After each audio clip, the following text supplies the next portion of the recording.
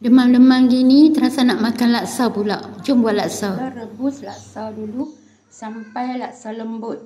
Kita nak tunggu buat kuah, kita rebus telur dulu. Kita blend bawang, cabai kering dan sedikit belacan. Untuk kuah laksa saya gunakan ikan selayang ataupun orang panggil ikan curut dan ikan kembung. Sementara kita nak siang isi ikan ni, kita rebus dulu cili yang di blend tadi bersama dengan air rebusan ikan.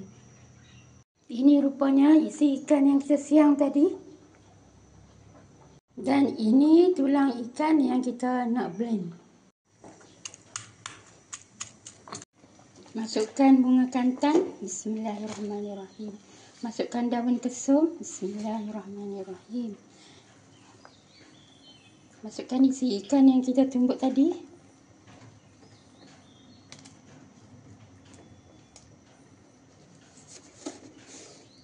Masukkan garam. Bismillahirrahmanirrahim. La ismihi syai'un fil ardi wala fis samai wa huwas samiul alim.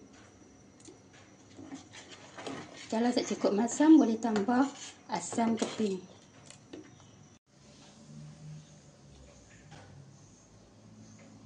Siapkan laksa dan bahan-bahan hiasannya.